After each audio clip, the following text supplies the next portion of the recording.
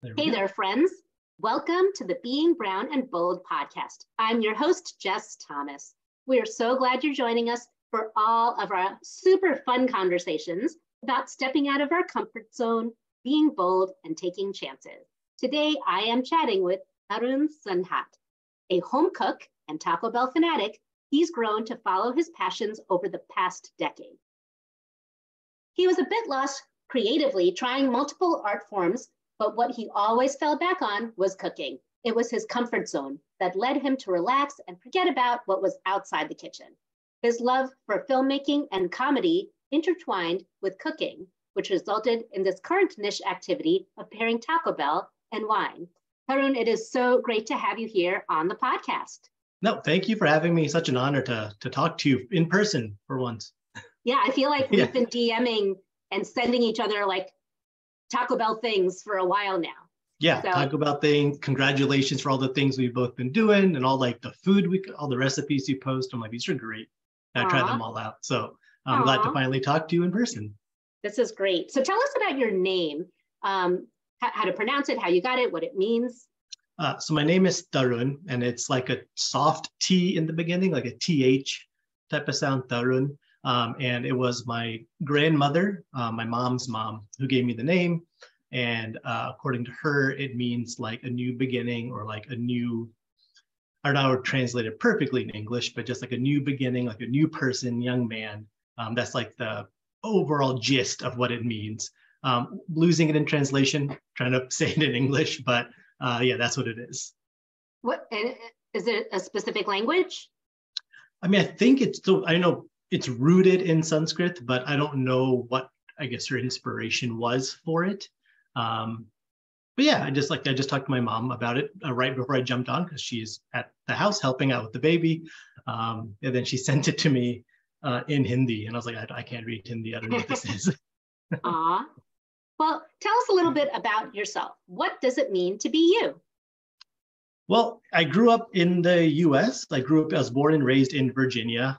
My parents came from India in like the late 70s, early 80s. So pretty typical, I guess, like culture story growing up. Like at school, it was like all American culture, at home, Indian culture. So the normal, balancing the duality of American and Indian culture was just something that was a norm.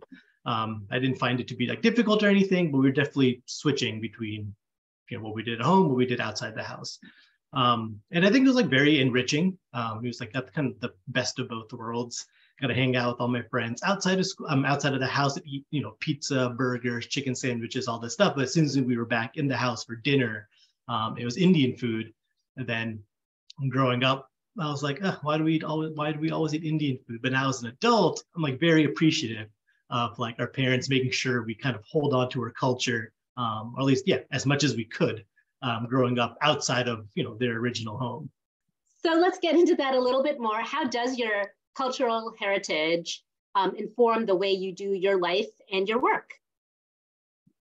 It's just like a balance of everything. Like growing up, it was definitely a balance of, just an example was like language. Like apparently my first language wasn't English, it was Hindi growing up at the house. And eventually I learned English, as one does when you go to school. And then same with food, it was initially Indian food, then we were introduced to like American food, and I was able to just like find balance in the two. And that's what life has kind of been about for me, picking the best things of everything I'm seeing. So, just trying to take advantage of everything that's around me and have that like optimistic outlook. And just like picking the best of what's around me and incorporating all of that into traditions, cooking, culture, social life. So it's definitely taught me to just be selective of what I'm going for and just take advantage of what's around. So when you were little, what did you imagine your life would be like when you became an adult? So when I was little, I had like so many dreams, like a roller coaster of dreams. I think one of my first dreams was to be a professional soccer player. This is when I was probably 8 or 9.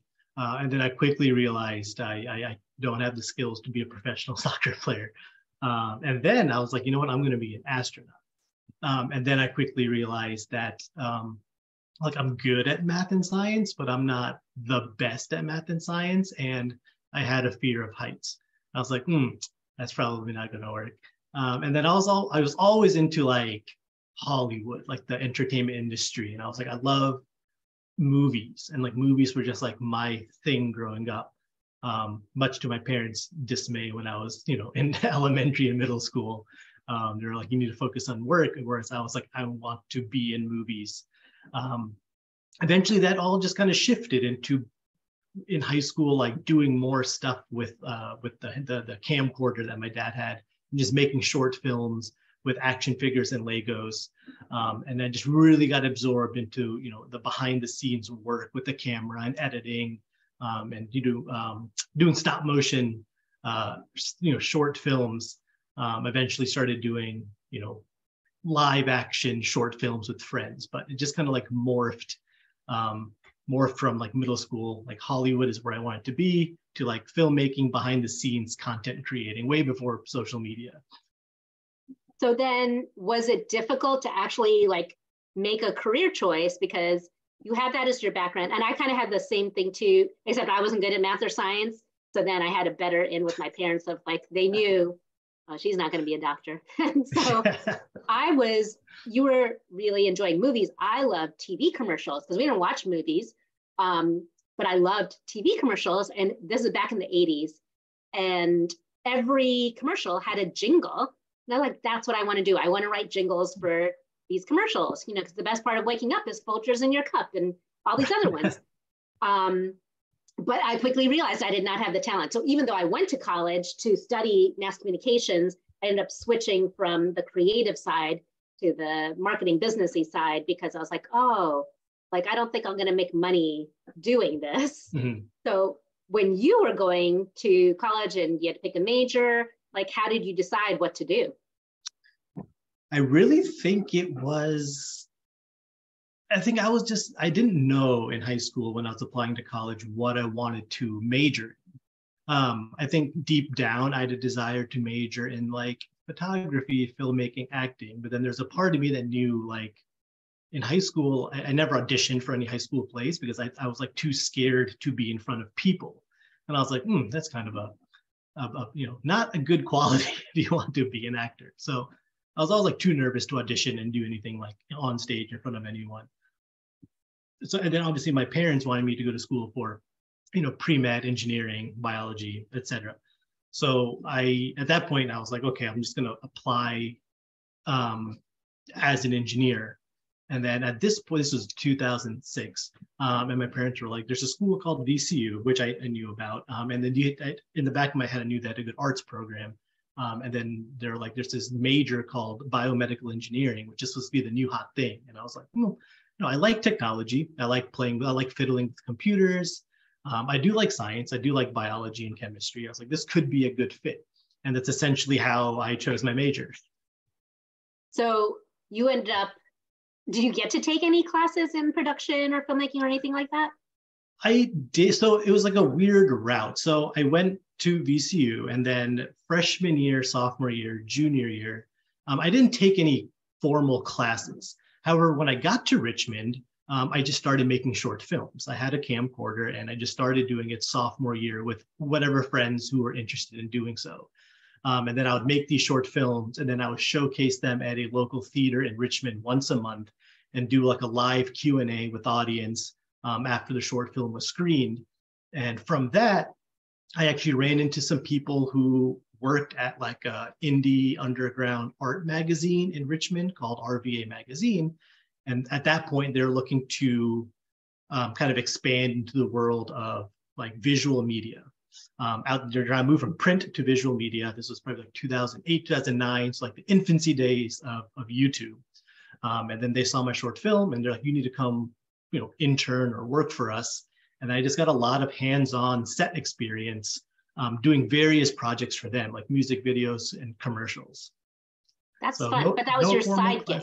That was my side gig. Yeah, I was still going to school full time. And then after school and on the weekends, I was like helping them on set, sometimes directing a few things, but working as a production assistant, just getting hands-on experience. And then in senior year, it took a handful of theoretical film courses like film theory and abstract film. But in terms of formal education, it was just those two classes. Everything was just kind of on the set, hands-on learning. That's really cool. Like that you were able to have that outlet of something that was really fun for you to do, but still do a major that you were actually good at and that you could, eventually get a job where you could make money with a steady income. Because well, production work is not steady. I know, that's what I learned. It is grueling, and it just like definitely makes me appreciate everyone who is behind the scenes. Because one of my jobs for a short film I worked on in my early days was I got to sit in the basement of a sushi restaurant and make sure nobody touched this wardrobe. And I sat there for like 2.5 hours, and I was like, and this is before everyone had smartphones. So I was just like, wow, I'm just sitting in a basement making sure no one touches these props for 2.5 hours, and this is my job for the day. When I worked at Chopped and I saw all the production assistants, and especially the newer ones, and those were the type of jobs they had, I'm like, oh my word, it's such a long road to like make it up there, and this is what you have to do. Or like their job was to make sure the crafty table had enough snacks for everybody. I was like, oh, you don't even get to see the set. You're like all the way back here. Fun days. So, those are fun times. Or not so fun. I look back and they make great stories when I tell people now. Like, they're like, oh, what did you do on this film set? I'm like, well, I sat on a chair and watched the truck, make sure no one stole it. Right. That's funny. So as you were growing up then, as you had like this interest, did you feel like those possible dreams didn't really fit in with your classmates and family, especially as you were filming and dreaming about possibly doing this? No, they were like completely different world than my friends and family. Family's expectation was like, they were supportive the whole time, but they were like, this is a side hobby. Like your job is an engineer, doctor, the Trinity, doctor, lawyer, engineer. That's like that's what you shoot for. And like from their perspective, I'm like, I get it. Coming from where they come from, I'm like, yeah, they literally came to this country in their 20s with no money. Now their son wants to like live the same style they did, and they're like, no, you're not going to do that. So yeah, our dreams, like my dreams with my friends, didn't align, because all the films I made with my friends, they were all interested in visual and performing arts, but at the end of the day, they were all pre-med. They were like, we're taking the MCATs and we're going to become doctors. And then I would somehow convince them like, hey, spend a weekend with me and we'll shoot a short film. Like you can make the music. And they all had these hobbies, but none of them were with the mindset like this is going to be a career. They all knew, I'm going to work on this for the weekend, then I'm going to go back to studying for the MCATs. Whereas for me, I'm like, I want to go somewhere with this. I want to talk about that because I feel like the more South Asians I talk to, this is a common thing. And I just don't know with other ethnicities, but I feel like all South Asians have a side hustle. Like my parents' generation, they had their regular job, but then they were owning real estate and they were landlords and they were travel agents and insurance agents. And so what is it about us that we do this? I just think like we love stability, like you're saying, like a steady paycheck, which is, it is necessary to like live life. But then you just have you have like this dream, like deep down dream that you want to pursue, but at the same time, you don't want to take the full risk of jumping off the cliff and doing until you get to the point where the trade-off is going to work out. And a lot of people work up to that point where you're balancing your day job plus let's just say content creation for social media, and you have to take that leap at some point. But it usually comes at a point where you're making a decent amount of money doing your hobby versus your day job. So I think when you get to that, when you're on the fence at that point, it's easier to make a decision. But we all try to get to that point where we can make that decision. Being brown, a lot of our families have the same way of doing things. And so like when we're with our brown friends and we talk about our parents, it almost like, oh yeah, like my parents also. And one of the things is honoring our parents, because we are told, one, they did do a lot because they came to this country, they made this whole life for themselves without Googling, without a smartphone. They had to call people. There was prejudice because they had accents and they came from different, and so here we are because of this privilege that we have, we can do creative things because we're not trying to survive. We're able to like go the next step. Do you feel like you ever had issues with honoring your parents as you were trying to drive towards your dreams and your desires? Yeah, there definitely was. I mean, just even through undergrad, I think when my parents first got wind of me doing short films in undergrad, they were like, whoa, whoa, whoa, what are you doing? Like, you're there to study. But then they just saw like how much fun I had doing it and how I was, wasn't successful per se, but like, it was fun to do. And I was catching the attention of other people who wanted to do more projects with me. I think once they caught wind of that, and they're always supportive, like do what you want to do as a side hobby. But when they saw me like working with other people and like actually producing content and having, screenings at local theaters in Richmond, they're like very proud to like see how happy I was and the work I was putting out there. So they're just like, this is fantastic. So just, do what you're doing. Like you're doing it fine. Like you're balancing it all out and it's great. So just like keep doing what you're doing. And that's kind of been their mentality since I was in undergrad. That's awesome to have that kind of support. That's great. Because other families, there's like, what are you doing? Like, yeah. And so I think they had the initial thought too. But I feel like both of my parents they do have creative outlets. So they kind of know where I'm coming from, and they're like, well, we also have our creative outlets. Like my mom, they both love cooking, but like my dad loves gardening. My mom likes painting, so they kind of like knew where I was and what, where my focus was. So they were definitely like very supportive in helping me, like say, it's okay. You don't like have to completely do studies like engineering, whatever, all the time. Definitely take the time to like pursue any creative outlets you want. That's awesome. Did you grow up in a vegetarian home? It was mixed. My mom's side of the family is like strictly vegetarian, like no egg, nothing like that. And then my dad's side of the family is like anything goes. So like Monday, like growing up, mostly vegetarian, except for lunch, I would take, chicken sandwiches, tuna fish, stuff like that. At home, at least like up until I was in high school, it was mostly vegetarian, and my dad would make chicken curry every once in a while. And then when I got into high school and kind of picked up, started to enjoy cooking a bit more, I would like help my dad outside, make tandoori chicken and fish curry, and then also help my mom inside prep, whatever vegetarian dishes we were doing. So it was like definitely a balance growing up of what we were going to eat, and like having the separation of dishes, obviously, because my mom won't eat, things that have been cooked in the same pot that eggs and meat were in. So just that duality was fun to balance. That's neat. Are they like from two different regions in India? No, they're actually from the same state. It is just growing up, like on my mom's side, my grandparents were vegetarian, and that's just how my mom's side of the family was raised. And then my dad's side was not. So it just, even they're from same state. It was all in the state of Bihar.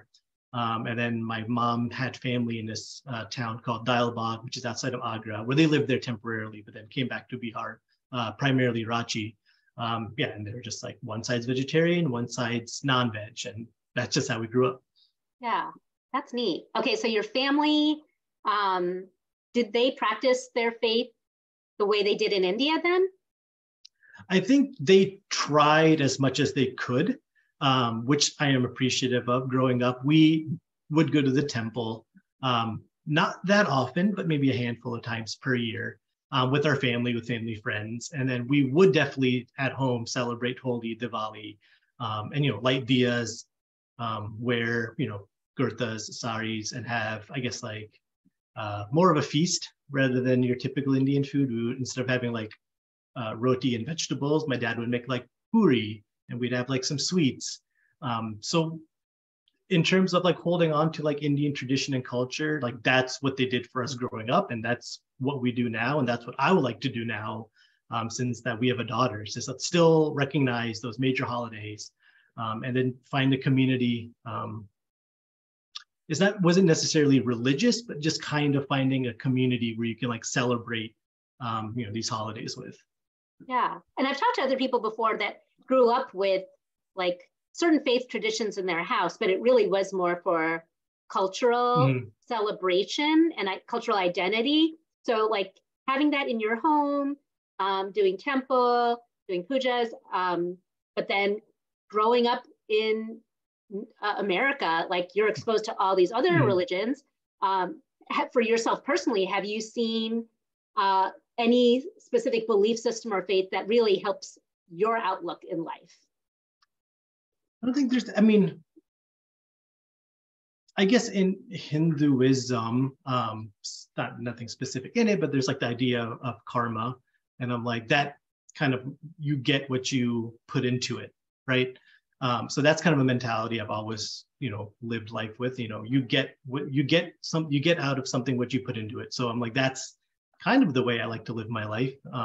You put in the hard work, you reap some awards, and if you act nice towards people, people act nice towards you. That's like a very simple version of what my philosophy is, but it's along those lines. Yeah, that's great. Yeah, I feel like everybody, what I found interesting, especially during the pandemic and watching people on Instagram, are people talking more about their spirituality and an openness to talk about it. Whereas I felt like when I was growing up, people, you don't talk about that. Like that's your private life. And so it's been so refreshing to see people talking about, like, we now recognize we are holistic, like mind, body, soul, spirit. And so it's not taboo anymore to talk about, what do we believe and how do we live our lives? And are we taking care of our souls as well as ourselves in every other way?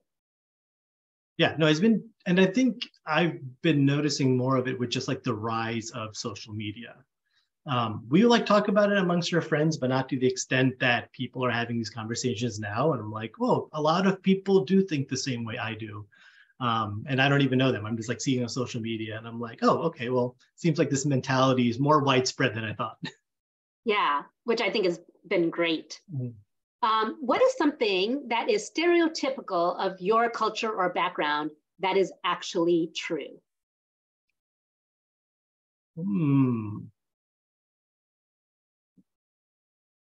That is a great question. I'm trying to figure out what is stereotypical of my culture.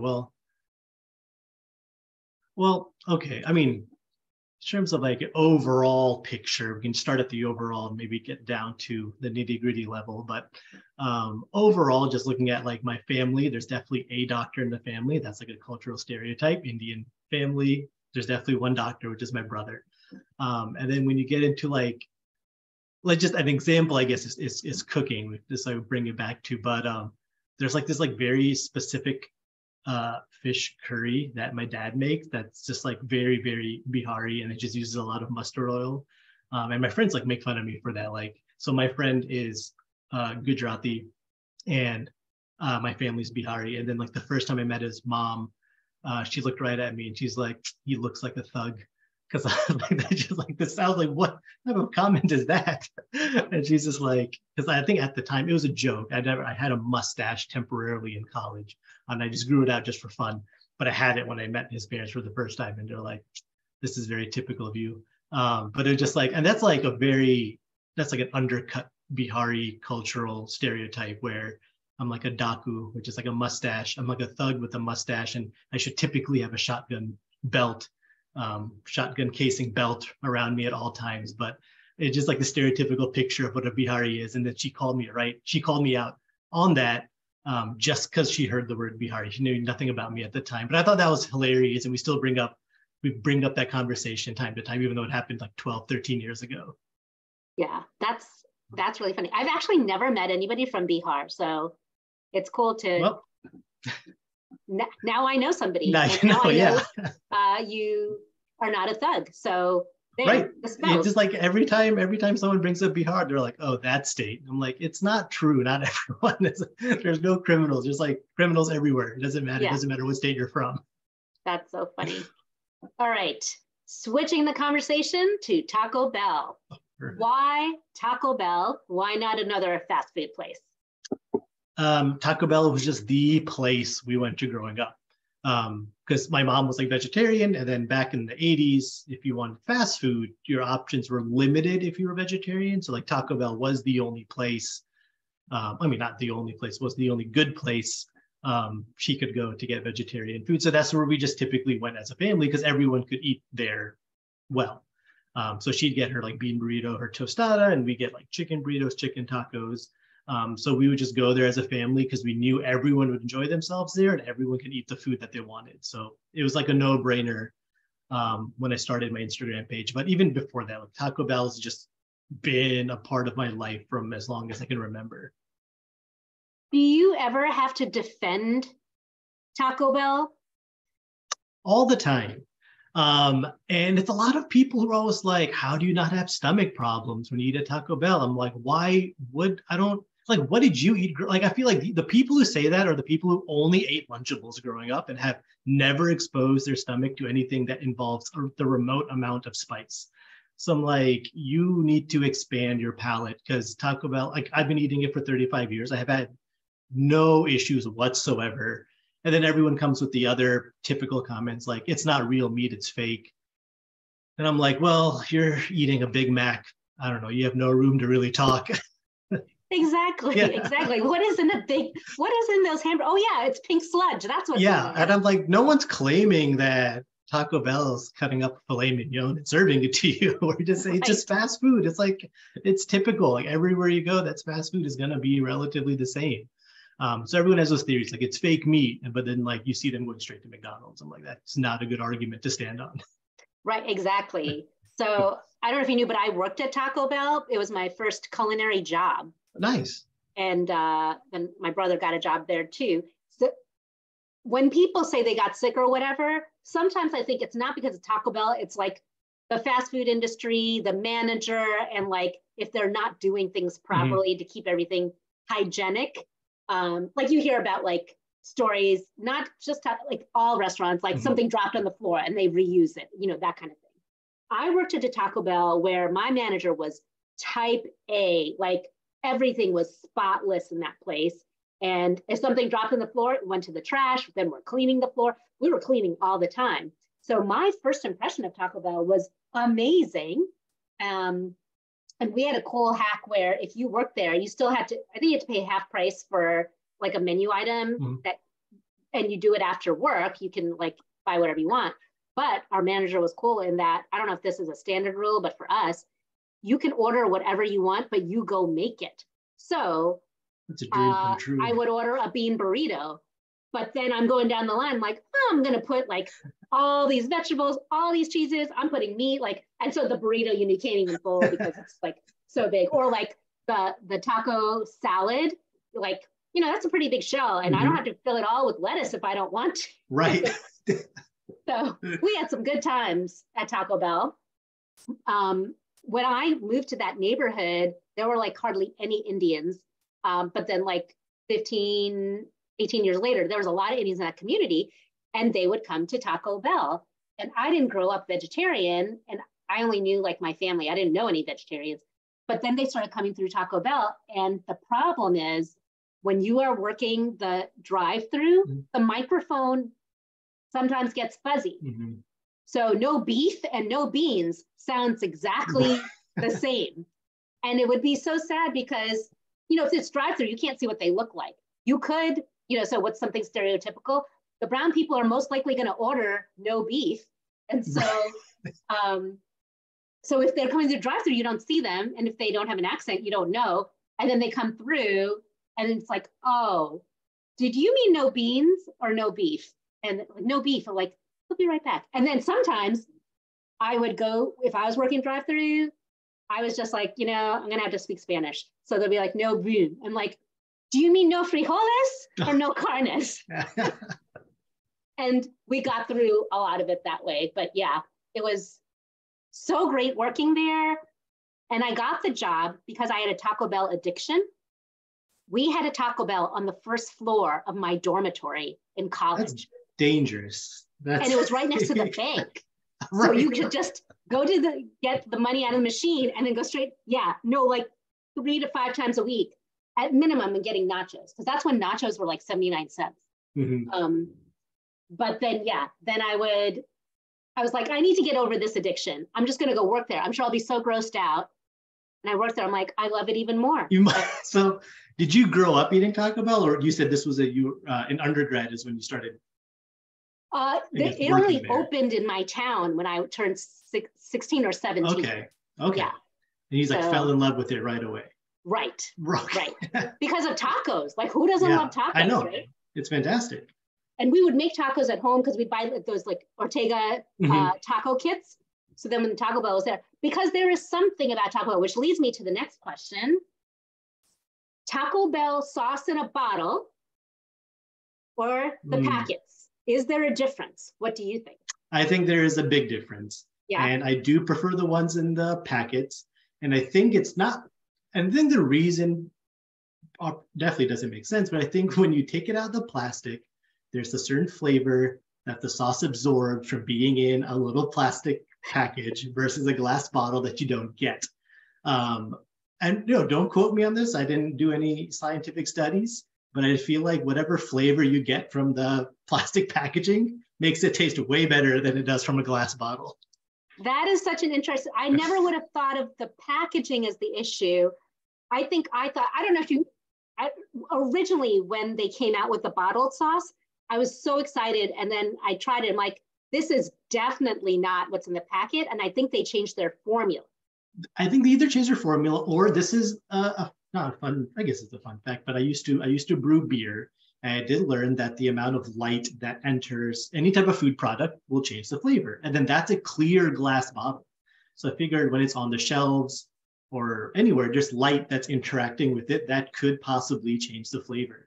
And that's like the most scientific I'm gonna get into this because I did not do any experiments. But I think the light interaction with the sauce might change the flavor. Whereas in the package, it doesn't see the light of day. So maybe it stays true to itself.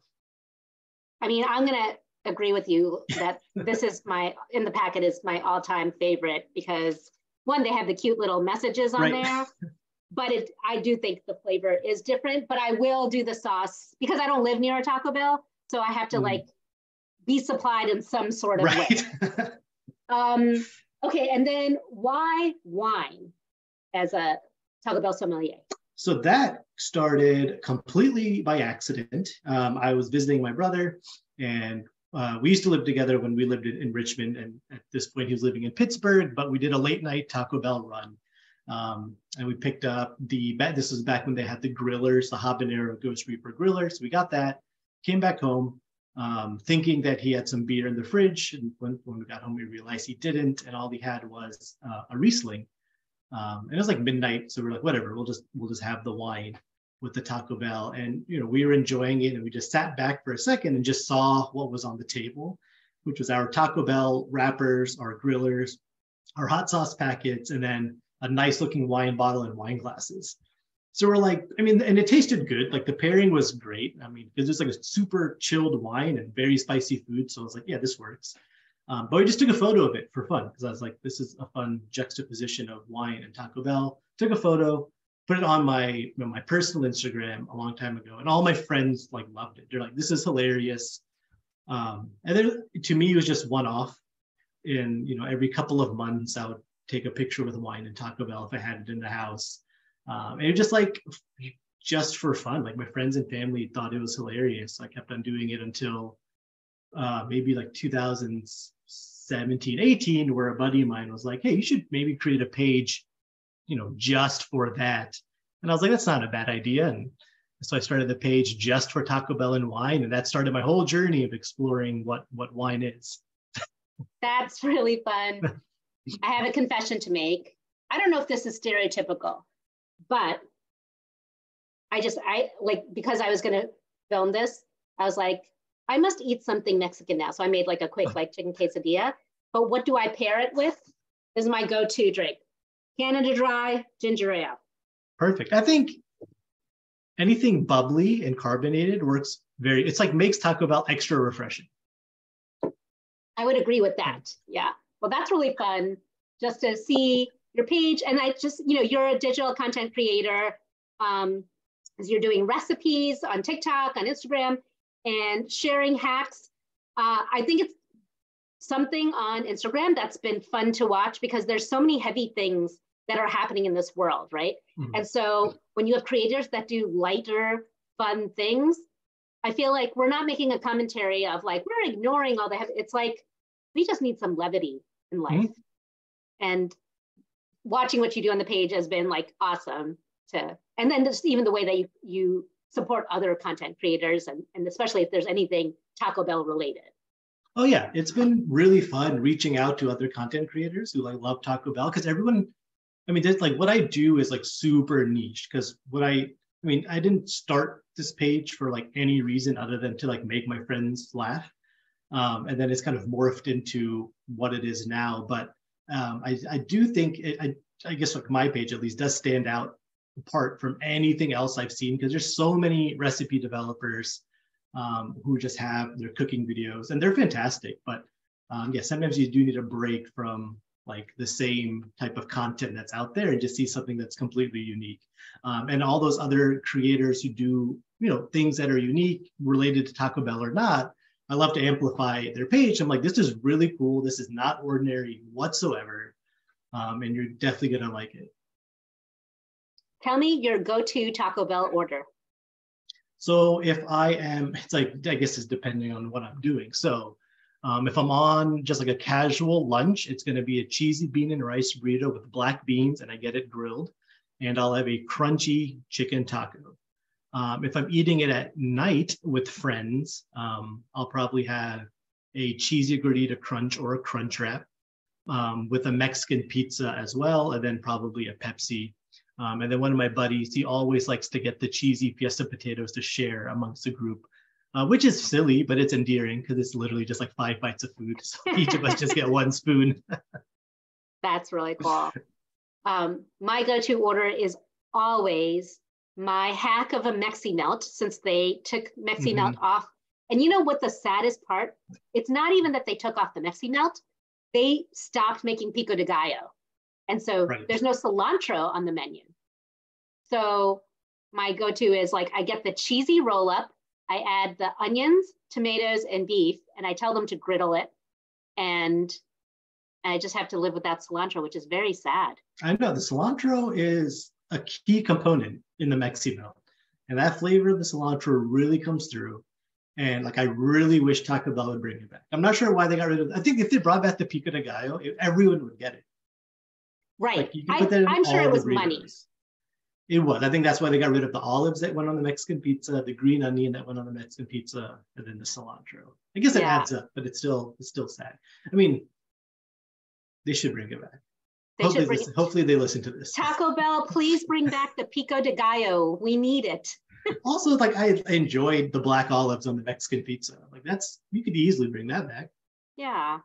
And then I always get the chips and cheese. And I'm so thankful that in the past 30 years, that cheese formula has not changed. It is exactly the same. Yeah. And so I think they know the people love this nacho cheese and they know never to mess with it. Right, because you can't get this. I mean, I love my white queso at Mexican restaurants, but there is nothing like Taco Bell cheese sauce. And it's hard. You can't even like recreate. Like you can recreate a nacho cheese sauce at home with Velveeta and shredded cheddar, but I don't know what they put into it to make it taste crack, like. I tell you, it's crack. Yeah. Okay. The other reason why I think people don't like Taco Bell, I do feel like it has a shelf life of 5 minutes. Like, yes, I feel like it depends on what it is.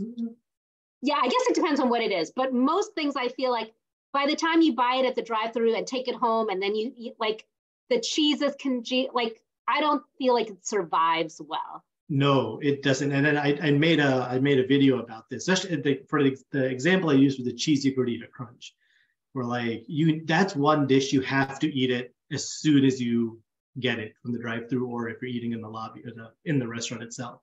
But like, yeah, we're just saying the cheese just solidifies, and it's not as good. So like nachos Bel Grande, you have to eat right away.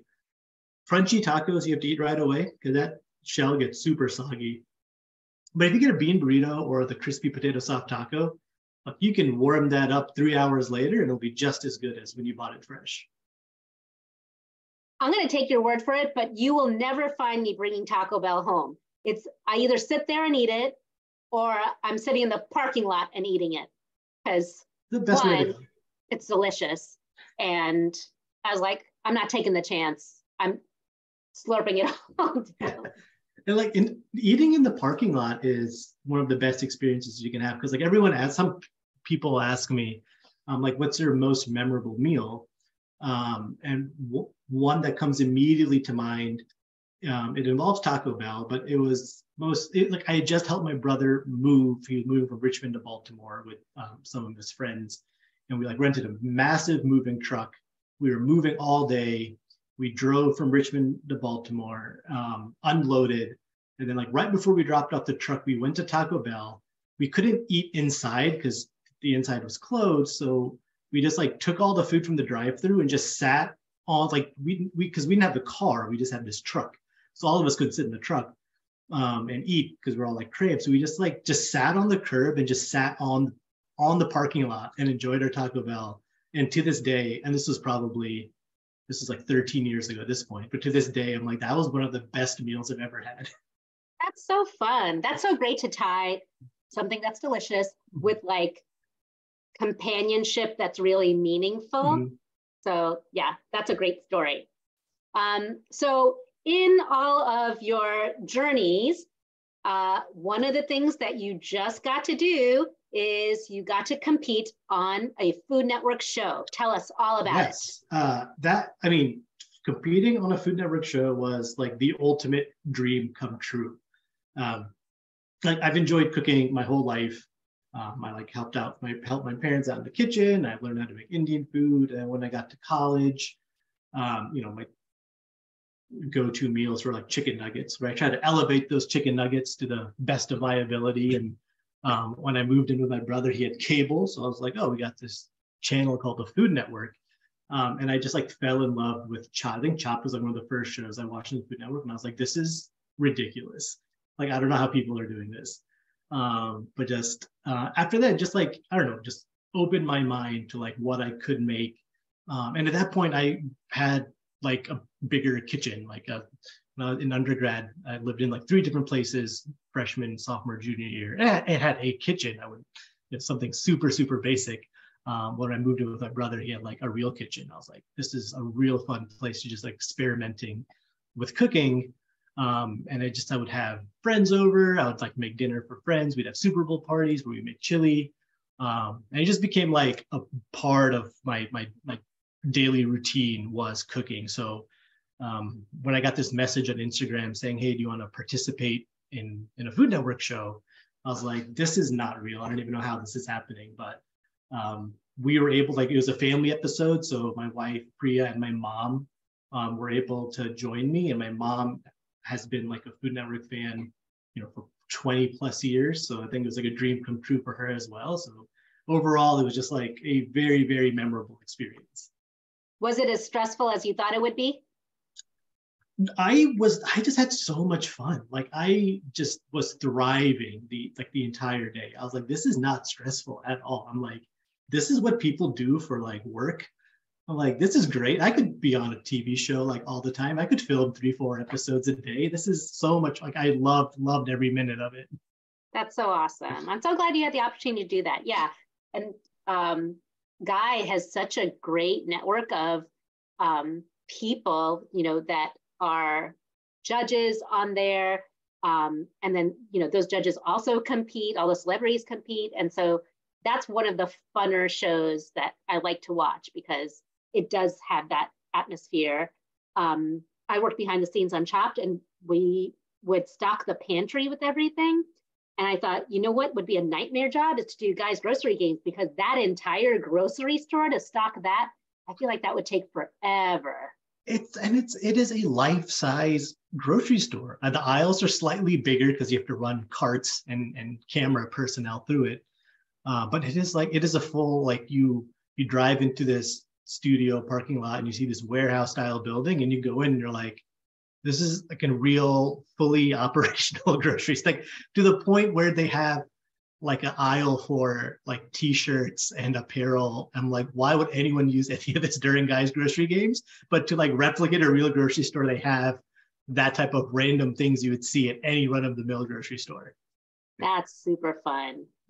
I feel like you've gotten to live a lot of, like, you've been able to do like the stable parts of your life that are adulting, and you've gotten to do like fun things. What would you say to somebody who's listening, who's like, I feel like you have to take some sort of risk or take chances. How would you encourage them if they're hesitant about making a bold move? You literally just have to step off the cliff and do it. I mean, that's the only way you're going to like fully immerse yourself in it and experience it. So it's as simple as that. Like, it's just, you just like, if you're thinking about doing it, do it. Yeah. And then I guess another thing I mention is like, whatever you want to do, like, I don't know how to describe this perfectly, but you don't want to look back at this decision or lack of making a decision 30 years from now and regret it. So if you're thinking like, oh, I don't want to do it, like, think about yourself 30 years in the future, looking back at that moment. And if you're going to regret it, then you should maybe think about it and switch it up. So if you're not going to regret it, don't sweat it. But if you think you're going to look back at this moment and regret it, then you should just take the dive and try something new. That's really good advice. Knowing what you know now, what would you say to 18-year-old Tarun about life? Don't be scared of trying new things. I feel like a lot of these hobbies, aside from cooking, I discovered later in life, like in my late 20s, early 30s. An example is improv. And it was just something I wish I just had taken the step of doing when I was 18, 19, 20. But there's a part of me that was like scared about being in public. And I wish I was able to cross that hurdle then versus now, because I feel like it just would have made a major difference in life back then. So I think back then I was just like a little bit more timid. And I would just tell myself, don't be timid and just immerse yourself into all these experiences and enjoy every minute of it. And don't overthink anything. I think the reason I didn't do things is because I would overthink it. And if I just let that go back then, I think I would have get to experience the moments even more. That's really great. Is there anything coming up that you would like to share with the audience, whether it's at Taco Bell Sommelier or your comedy? I'll just have like steady Taco Bell content coming. I usually update my Instagram for any like possible improv shows, and like fingers crossed that this year, 2022 was like a huge year. And then every time something big happens, I'm like, well, that's it. That's the peak. But I was like, I need to get out of that mindset. So 2023, I'm like, you know what? I'm going to be on Chopped. I'm going to be on Next Level Chef. And I'm going to be on any other Food Network special that they want me to. So that's the mentality I'm going into 2023 with. So even though nothing is solidified, you can catch me on Chopped next season. Fingers crossed if that happens. It can happen. It can happen. Yeah. That's awesome. Well, it was so great to finally hang out with you, talk Taco Bell, hear your story. It's been like so fun getting to know you on Instagram and sharing that love of Taco Bell. Well, thank you again. And everybody, thank you for joining us on this episode of Being Brown and Bold. We'll be back right here next week. So make sure you subscribe on Apple, on Spotify, or watch us on YouTube. Till then, be wise and be bold.